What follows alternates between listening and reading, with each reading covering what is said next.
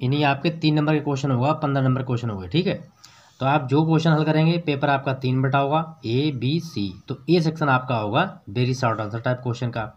तो आप लिखेंगे आंसर नंबर 1, ठीक है, ऐसे डाल देंगे और फिर आप अपना आंसर लिखना शुरू कर देंगे। और इसके लिए आप ऐसे भी लिख सकते हैं, आंसर नंबर 1, नीचे अंडरलाइन करेंगे आप। और फिर यहाँ से एक अपनी स्केल लेके इस तरीके से एक लाइन बना लेंगे कॉपी में, और ऐसे आप अपना आंसर लिखना शुरू कर देंगे। तो इस तरीके से आप पांचों क्वेश्चन हल करेंगे।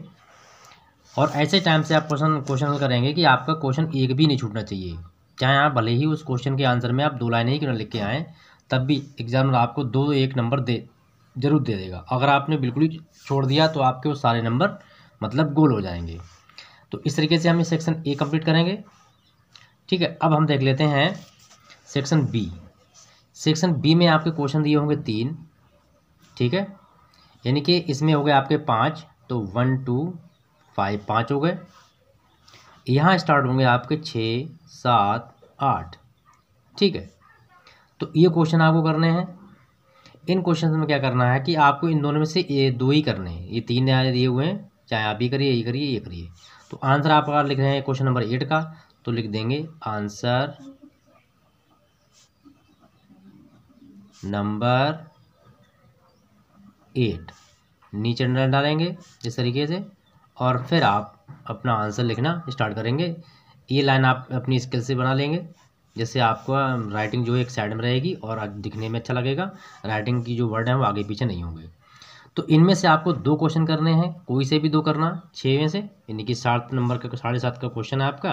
तो दोनों क्वेश्चन आपके आगे हो गए 14 नंबर के। तो इस तरीके से हम जो है कि सेक्शन ए और बी कंप्लीट करेंगे। सबसे बड़ा डिफिकल्ट क्वेश्चन होता है सेक्शन हमारा है सी। सी में क्या करेंगे हम, उसमें बहुत सारी चीज़ें हैं, एक्सप्लेनेशन है, लॉन्ग क्वेश्चन है। तो ये आप देखते हैं इसमें क्या करना है आपको, आइए उसे देख लेते हैं। और इसमें आपको शॉर्ट आंसर टाइप करना, ठीक है, वो वेरी शॉर्ट है, ये आपके शॉर्ट आंसर होंगे। और इनका 7.5 नंबर है।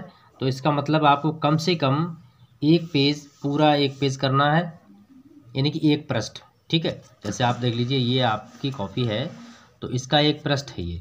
तो यहाँ से आपको दिख रहा है सेक्शन ए, तो यहाँ से लेकर आप स्टार्ट करेंगे और इस तरीके से नीचे तक आप अपनी कॉपी का पेज लेते हुए चले आएंगे, ठीक है। तो इस तरीके से क्वेश्चन आपका शॉर्ट हल हो जाएगा। और 2 क्वेश्चन आपको हल करने हैं।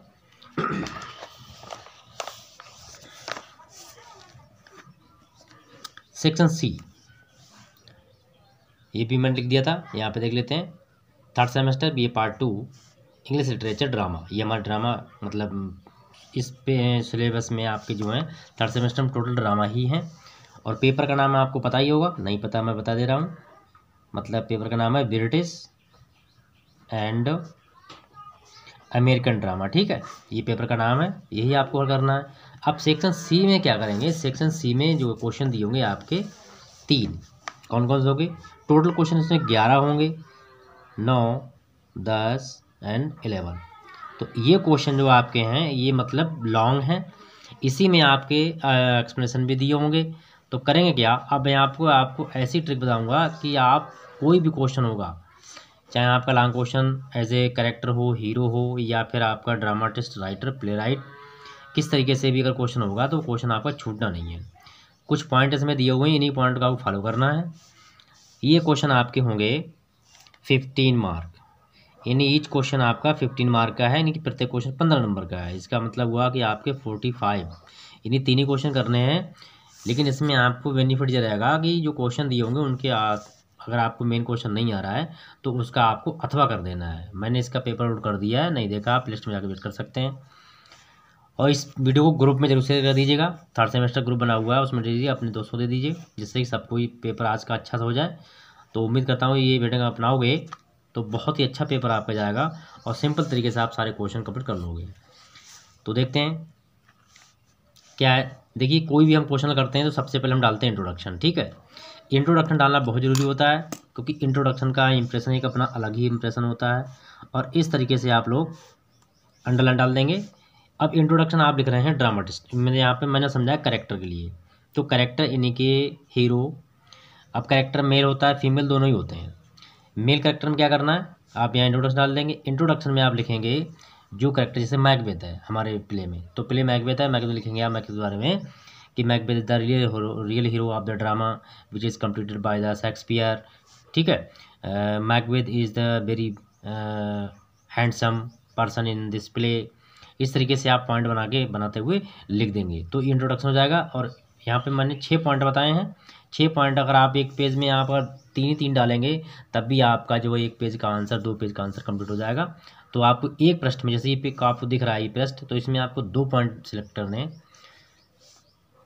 अब ये आपका इंट्रोडक्शन हो गया। इंट्रोडक्शन आप मतलब किस प्ले में का काम किया गया है, तो किस प्ले का हीरो है वो भी प्ले का नाम डाल देना है, राइटर नाम डाल देना है, हीरो का नाम डाल देना है। ऑलरेडी हीरो का नाम दिया ही होता है, मैकबेथ हीरो वही है।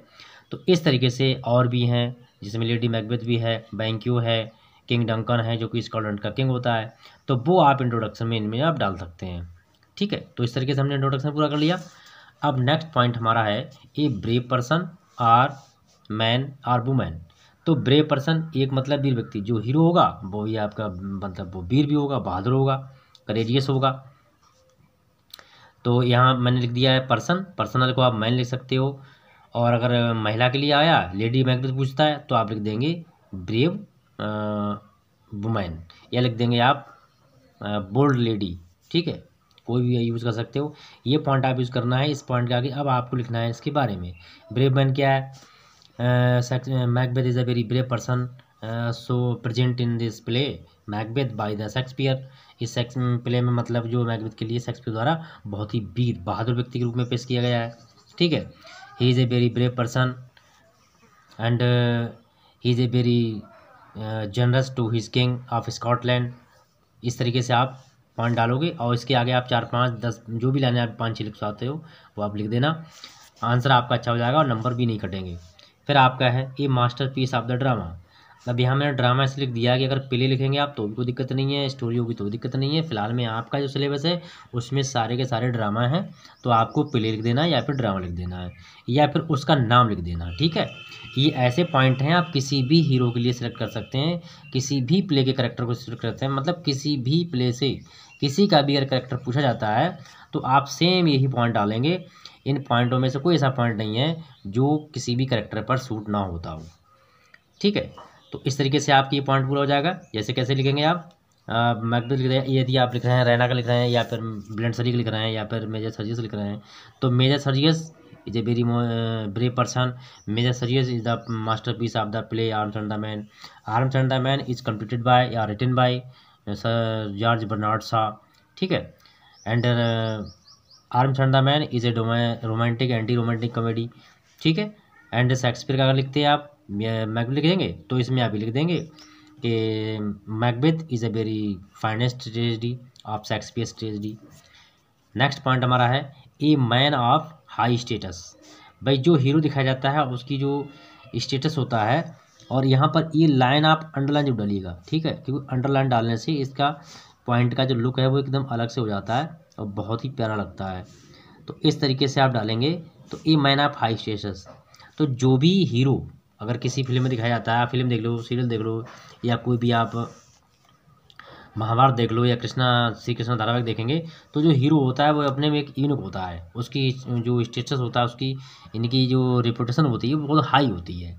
ठीक है, तो आप कैसे लिख देंगे कि Macbeth is a high status, Macbeth is a high status person in the play Macbeth which is completed by who is presented यानी Macbeth who is presented by Shakespeare who is presented by dramatist. इस तरीके से लिख सकते हैं आप। ठीक है, बाकी आगे सेंटेंस और जोड़ देंगे आप। अब देखिए एक और ये पॉइंट आ जाता है an ambitious man or person. ठीक है, भाई जो हीरो होगा वो एम्बिशियस पर्सन होगा, महत्वाकांक्षी भी होगा। मतलब अब इसमें यही तो दिखाया गया है कि एम्बिशियस पर्सन है, लॉयल भी है, लेकिन इसकी पत्नी के कारण, मतलब इसकी पत्नी चाहती है कि मेरा पति राजा बन जाए और मेरे बेटे राजमहल के मतलब राजकुमार बन जाएं।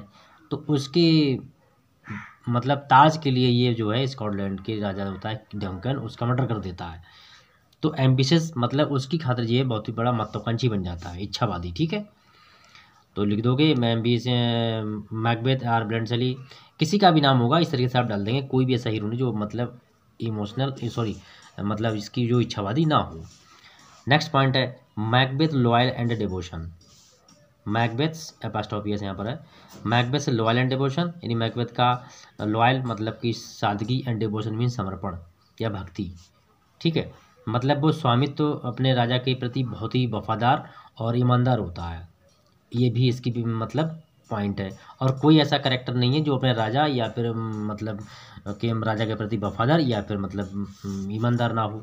तो ये भी आप पॉइंट बना सकते हैं। तो इस तरीके से किसी भी प्ले का करेक्टर अगर आता है तो आप ऐसे ही पॉइंट डालेंगे और आपका आंसर कंप्लीट हो जाएगा। अब देखते हैं हम ड्रामाटिस्ट कैसे लिखेंगे और या फिर प्ले राइट अगर क्वेश्चन आया तो कैसे लिखेंगे, तो उसके लिए देख लेते हैं।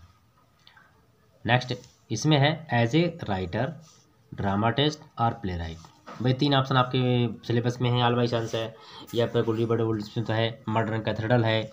ठीक है, बहुत से ऐसे प्ले हैं जिनको बच्चों को नाम भी नहीं पता होंगे। तो हालांकि मैंने पेपर बना दिया है, वीडियो सारे अपलोडेड है, प्ले लिस्ट पर जरूर देख लो आज। और ये वीडियो जरूर शेयर कर देना क्योंकि इस पर आपका पूरा सारे नंबर इसी पे बेस करते हैं, टिके हुए हैं।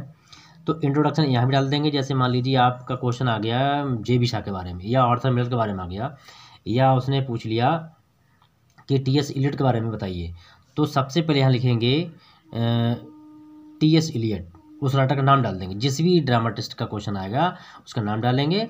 Is well known for his literary work in the literature in the world of English literature and he is born. मतलब इसमें आप लिखेंगे राइटर के बारे में, तो उसका जन्म स्थान है, कब जन्म हुआ, कहाँ हुआ और वो कहाँ रहा।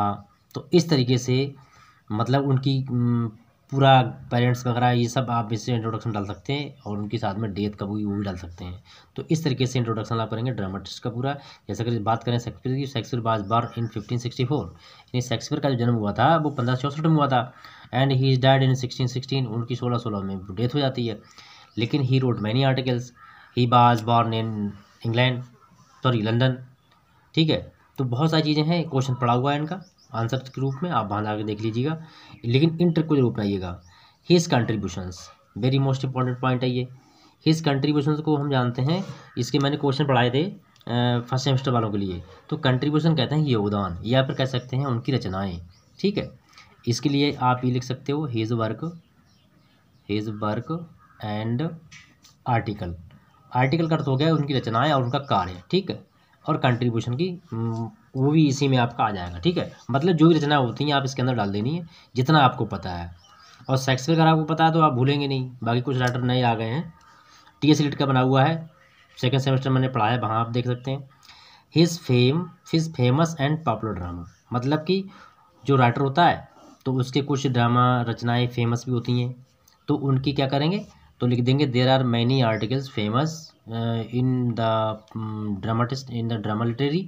मतलब बहुत से उनके नाटक ऐसे हैं जो कि नाटक के साहित्य में प्रसिद्ध हुए हैं। तो जैसे जे.बी. साहब लिख रहे हैं तो आप उनका डाल दिया एमसन द मैन। शेक्सपियर लिख रहे हैं मैकबेथ है, एज यू लाइक इट है। ठीक है, एंड ओथेलो है, हेमलेट है। अगर आप आर्थर मिलर डाल रहे हैं तो ऑल माय सन्स डाल दीजिएगा। टी.एस. इलियट डाल रहे हैं तो मर्डर इन कैथेड्रल डाल दीजिएगा। तो इस तरीके से आप उनका डाल सकते हैं यदि आपको पता है कि वो कौन से, जैसे मतलब आपका जो शेक्सपियर जो राइटर हैं ये मतलब ब्रिटिश राइटर हैं, तो आप इनके लिए डाल सकते हैं जो फेमस है ब्रिटिश राइटर, मतलब वो ब्रिटिश राइटर से फेमस हैं। कुछ अमेरिकन राइटर अपने ड्रामाटिस्ट हैं तो कुछ कह देंगे famous for his American literary. इस तरीके से आप आंसर बना सकते हैं। फिर आता है हिज लैंग्वेज एंड स्टाइल। भाई भाषा और शैली सबकी बिल्कुल यूनिक होती है और किसी की भाषा ऐसी नहीं होती जो आपके समझ में आए। तो लिख देंगे his language and style is very famous and known for his known और अंडरस्टैंड एवरी पर्सन। उनकी भाषा बहुत सिंपल है, कोई भी समझ सकता है। नेक्स्ट पॉइंट आगे आ गया हमारा कैरेक्टराइजेशन। भाई कैरेक्टराइजेशन यानी कि चित्रांकन चित्रण, मतलब कोई भी प्ले राइटर ऐसा नहीं है जिसके कैरेक्टर अच्छे ना हो। तो आप लिख देंगे जैसे आपने अगर आप लिख रहे हैं आर्थर मिलर के बारे में लिख रहे हैं टी.एस. इलियट तो लिख देंगे T S. Eliot characterisation is very unique in this play we can see in many topic in every point मतलब टॉपिक या मतलब पार्ट, इस तरह से लिख सकते हैं आप। ठीक है, फिर लास्ट में आता है कंक्लूजन। कंक्लूजन आपको जरूर डालना है और यहाँ मैंने ऊपर ध्यान नहीं दिया, थोड़ा सा छूट गया आपका। कंक्लूजन आपको सभी में डालना है, तो यहाँ आपका कंक्लूजन पड़ जाएगा। तो कंक्लूजन में आपने जितना कुछ लिखा है वो सारा आप यहाँ लिख देंगे और यदि आपको मिस हो जाए कहीं पर भी तो ये पॉइंट आप सभी इंट्रोडक्शन में भी नोट कर सकते हैं, जिससे आपको आगे लिखने में कोई प्रॉब्लम नहीं आएगी। ठीक है, अब देखते हैं एक्सप्लेनेशन में हम क्या करेंगे, कैसे करेंगे।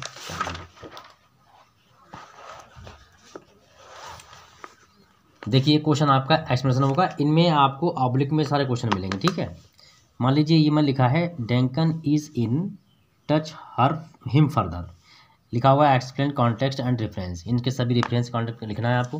कैसे करेंगे आप, अब रेफरेंस आपने लिखा तो रेफरेंस लिखेंगे, कैसे लिखेंगे, दीज लाइन्स हैव बीन, ये सिंपल सी है, तो यहाँ लिखेंगे these lines awkward from the play, अब प्ले आपका जो भी है यहाँ नाम डाल देंगे। ठीक है, फ्रॉम द प्ले, क्योंकि आपका एक ये प्ले इसमें है जिसमें एक्ट आए हुए हैं। ठीक है, एक्ट आए हुए हैं, सीन भी दिए हुए हैं, तो एक्ट डाल देंगे। अगर आपका फर्स्ट है तो फर्स्ट, सेकंड है सेकंड, थर्ड है थर्ड, फोर्थ है फोर एंड फाइव है तो फाइव, साथ में आपके सीन भी दिए हुए तो सीन डाल देंगे। अदरवाइज़ क्योंकि यही एक प्ले हमारा है मैकबेथ जिसमें एक्ट और सीन सभी दिए हुए हैं, बाकी किसी में नहीं दिए हुए हैं। आर्म टर्न द मैन है, उसमें आपके क्वेश्चन या डिस्क्रिप्शन नहीं आएंगे। एक्सप्लेन आएगा मर्डर इन कैथेड्रल, मर्डर इन कैथेड्रल से आएगा, और कैथेड्रल इनके मर्डर जो मतलब आएंगे क्वेश्चन एक्सप्लेनेशन रूप में, वो हम डाल चुके हैं, आप वहाँ जाके देखें प्लेलिस्ट में और पेपर में बता दिया हमने। ठीक है, तो इस तरीके से आपका ये रेफरेंस हो जाएगा। रेफरेंस क्या के लिए मैंने बता ही दिया है, यहाँ पर आप डाल देंगे अपना प्ले का नाम, जिसने कंप्लीट किया है उसका नाम डाल देंगे, एक्ट है सीन है तो वो डाल देंगे, बाकी आप और लिख सकते हैं एक्ट के बारे में, मतलब ये प्ले कब पब्लिश हुआ था और किसने लिखा था, इस तरीके से आप डाल सकते हैं।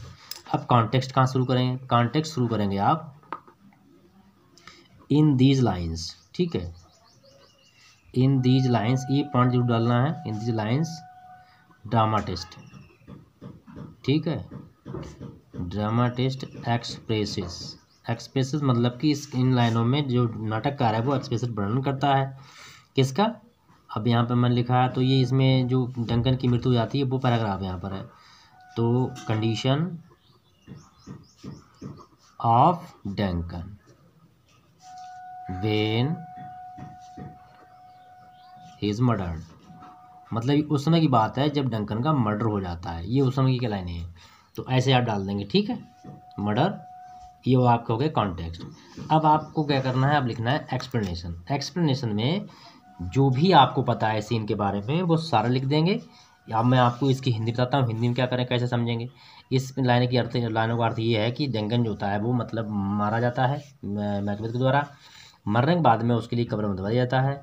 तो ये लिखा गया है कि Duncan in his grave, Duncan अपनी कब्र में सोया हुआ है, डन टू द फर्दर, उसको कोई अब छू नहीं सकता है, and have no any tension, उसके पास कोई चिंता नहीं है, एंड कोई उसके पास कोई भी फिक्र नहीं है, क्योंकि मरने के बाद में किसी व्यक्ति के बाद में कोई भी चीज़ नहीं होती है, वो आराम से सोता है अपनी कब्र में हमेशा के लिए, जिससे कोई जगा भी नहीं सकता, ना ही नेबर बैकअप, यानी वो कभी उठता ही नहीं है।